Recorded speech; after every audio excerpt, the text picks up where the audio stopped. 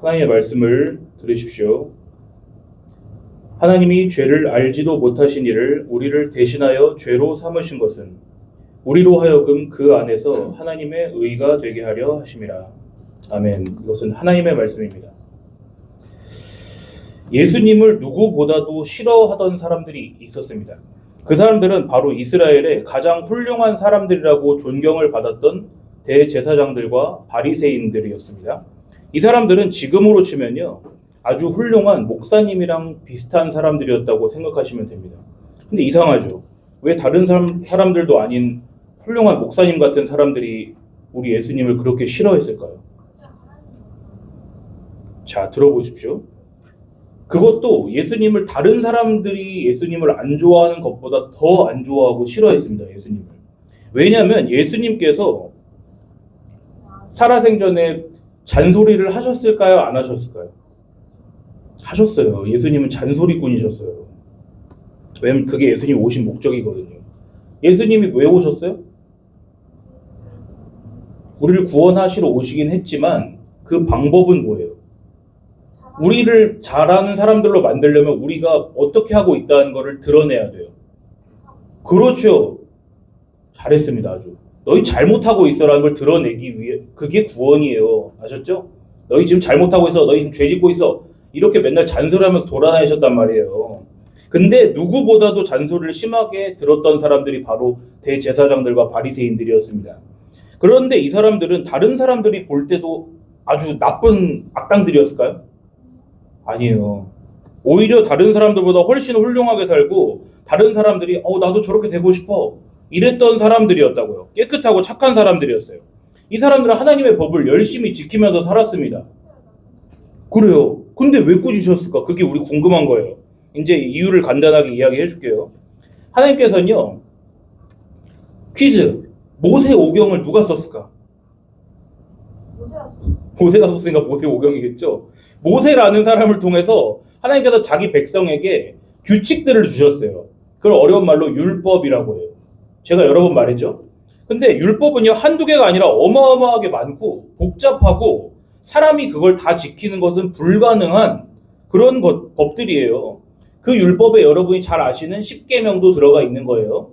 그런데 문제가 율법이 몇 개라고 했는지 기억하는 사람? 성경에 쓰여 있는 것만 10개요? 10계명은 그 율법의 큰 범주 안에 들어가 있는 요만큼이에요.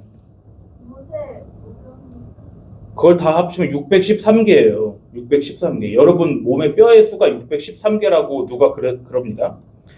그리고 성경에는 쓰여있지 않지만 이스라엘 사람들의 입에서 입으로 전해져 내려오는 그런 또 성경에 쓰여있지 않은 율법들이 수백 수천 가지가 있겠죠.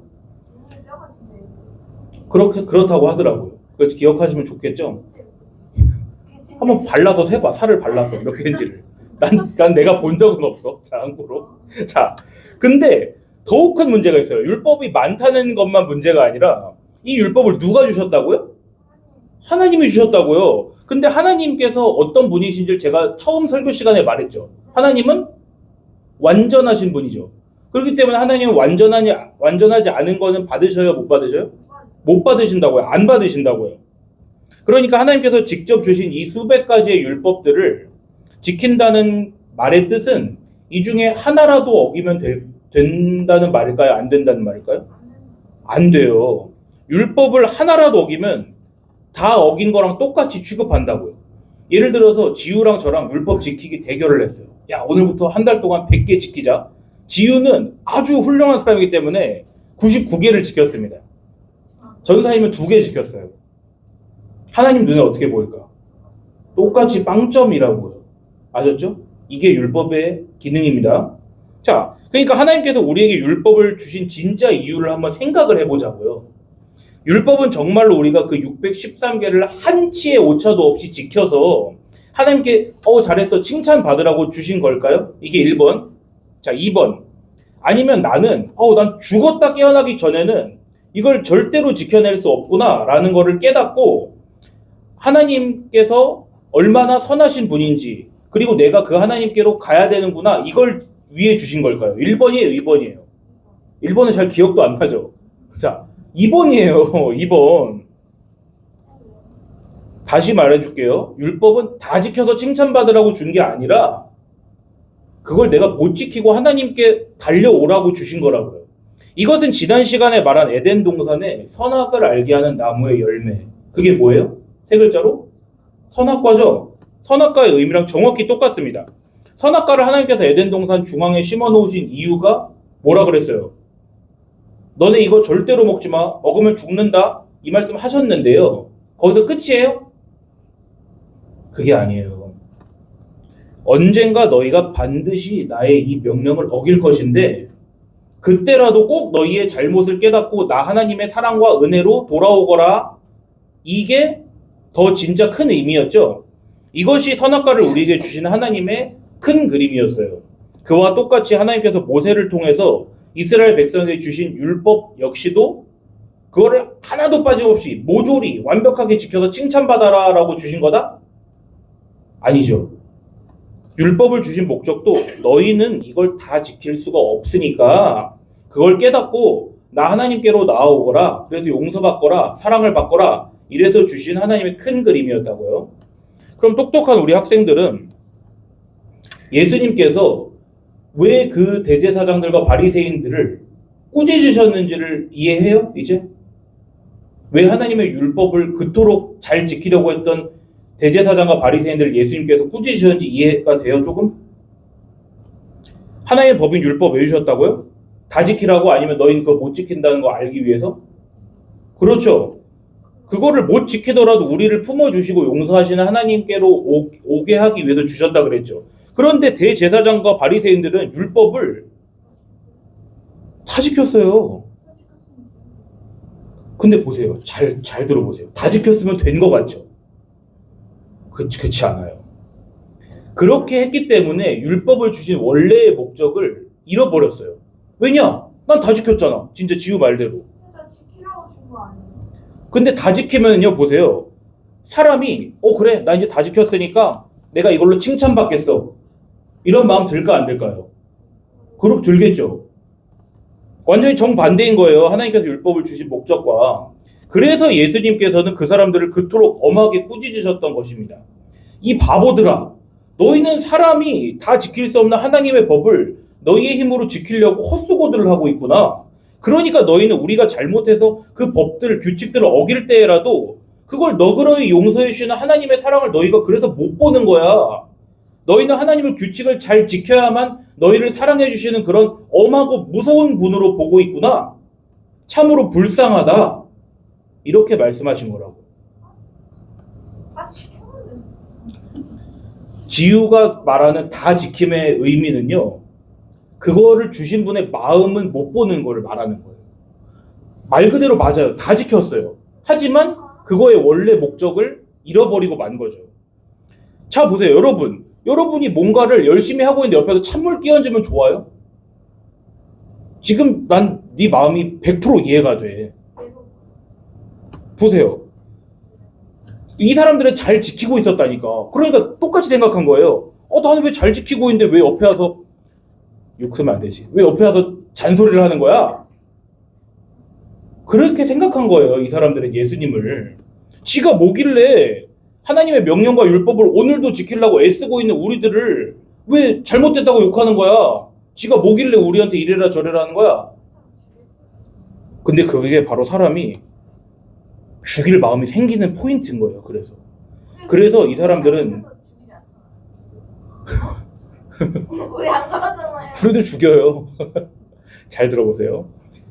마음이 이미 예수님을 죽이기로 옮겨간 거예요. 그래서 아주 늦은 밤에 예수님을 불법으로 체포했어요. 그래서 제사장에게 끌고 갔어요.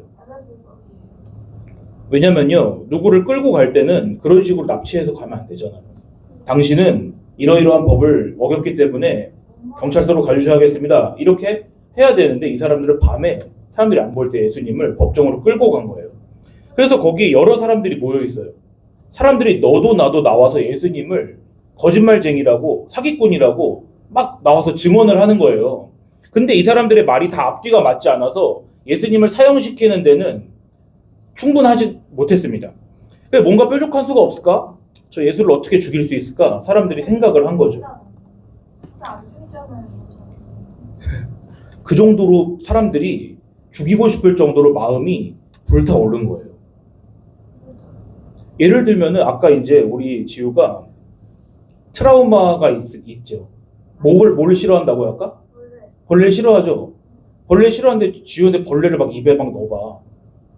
아까 그랬죠. 다 없어지면 좋겠다 그랬잖아. 하지만 지금 마음이 착하기 때문에 다 없어지는 건 좀 그렇다고 했어요. 하지만 싫어하는 거를 하는 사람은 없애버리고 싶은 게 사람 마음이란 말이에요. 그래서 사람들이 뾰족한 수가 없을까 생각한 거죠. 그러는 중에 어떤 대제사장이 예수님께 이렇게 질문했습니다. 듣자 하니까 네가 하나님의 아들이라면서 그 말이 정말이냐? 오늘 우리는 예수님께서 하나님의 아들이시라는 걸 다 알죠.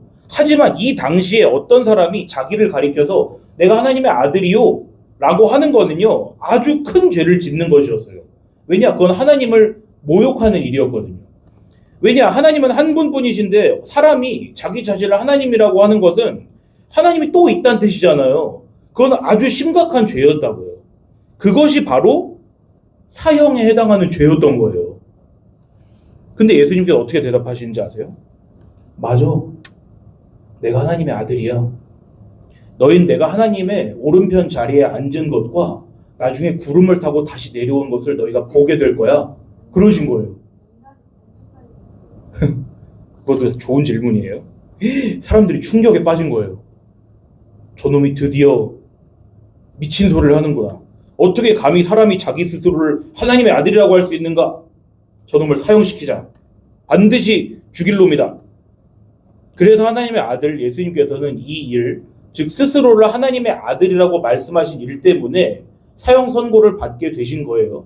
여러분이 잘 아셔야 됩니다. 종교적인 이유로는 하나님의 아들이라고 신성 모독을 하셨기 때문에 사형을 받으신 거예요. 그래서 십자가로 가게 되신 거죠. 우리는 이 일의 의미를 잘 생각해야 돼요. 이건 학생 여러분이 이해하시기에 어려울 수 있지만 우리가 이번 한 주간을 고난 주간으로 보내면서 마음에 잘 새겨야 되는 거예요. 예수님의 고난, 죽으심의 이야기는 예수님이 채찍 맞으시고 배신당하시고 죽임당하시고 이런 이야기만 생각해서는 안 돼요. 전사님이 여러 번 말합니다. 예수님께서는 다른 어떤 이유가 아니라 우리의 죄 때문에 죽으셨어요. 그런데 하나님이신 예수님께서 가장 미워하셨던 바리새인과 서기관들, 대제사장들의 죄가 뭐였어요? 그건 누구 막 때리고 욕하고 거짓말하고 막 살인하고 이런 죄가 아니었다니까요. 오히려 하나님이 가장 미워하셨던 그 죄는 하나님 말씀을 내 스스로의 힘으로 지켜서 하나님께 칭찬받고 인정받아야지 했던 그거였다니까요. 그게 가장 미워하셨던 죄였어요. 당연히 우린 이거 선뜻 이해가 되지 않죠. 궁금한 게 이해가 돼요. 이렇게 질문하겠죠. 이상하네. 왜 하나님 말씀을 열심히 지키려는 거를 가장 나쁜 죄라고 하세요? 그 이유를 말해줄게요. 아까 제가 이미 말했지만 우리는 어떤 규칙을 잘 지키면은 스스로 잘 지키면 내 힘으로 성공했구나 하는 그 마음을 가지면 그 즉시 하나님께서 우리가 어떤 사람이든지 간에 용서하시는 그거를 생각하고 싶지 않아지기 때문에 그래요. 내가 잘했는데 왜 저 사람이 날 인정해 줄 필요가 있어? 내가 스스로 잘했는데 왜 용서를 받아 내가? 그런 마음 들겠죠? 이걸 바꾸어 말하면은 스스로의 하나님의 그 법들을 지켜냈다는 그 자부심을 갖게 된 사람은 바로 하나님 앞에서 잘난 척을 하게 된다는 거예요. 따라해보세요. 여러분이 기억하기 쉽게 죄가 뭔지를 여러분이 쓰는 말로 바꿔서 이야기해 줄게요. 죄는, 따라해보세요. 죄는 나대는 것이다. 나댄다는 말 알죠? 죄는 하나님 앞에 나대는 걸 말하는 거예요. 하나님은 그걸 가장 싫어하세요. 바로 지난주에 말한 것처럼 하나님 앞에 나와서 하나님 얼굴을 한 가면을 쓰고 하나님 흉내를 내는 것, 그걸 죄라고 하신다고요. 잘 보세요. 하나님께서 말씀하신 율법의 명령을 안 지키면 죄일까요? 아닐까요? 그건 당연히 죄예요. 그건 당연히 죄예요. 그거는. 아니요. 잘 들어보세요. 안 지키는 건 다 지키는 게 죄니까 안 지키는 거는 죄가 아니다. 이거는 논리에 맞지 않아요. 안 지키는 것도 죄예요. 그건 당연히 죄예요. 당연히 죄. 그런데 하나님께서 말씀하신 율법의 명령을 다 지키려고 하는 것? 그게 더 큰 죄라고요. 왜냐면은 애초에 불가능한 걸 우리가 하려고 아둥바둥하고 있으니까. 그리고 그걸 지켜냈다고 스스로 믿으면 난 하나님처럼 돼버리니까. 이해하세요? 이런 걸 우리는 어려운 말로 진퇴양난이라고 해요. 나아갈 수도 없고 뒤로 후퇴할 수도 없는 상황을. 율법을 못 지켜도 벌 받죠. 반대로 율법을 다 지켜서 칭찬받으려고 해도 벌 받죠. 그게 우리 사람이에요. 그게 우리가 죄인이라는 말의 의미입니다. 그래서 그 진퇴양난에 놓인 죄인인 우리에게는 반드시 거기서 우리를 건져내 줄 분이 필요한 거예요. 근데 우리한테 우리를 건져내 줄 분이 계세요? 안 계세요? 안 계세요? 어떻게 해요? 아니 옛날에 안 계셨겠지.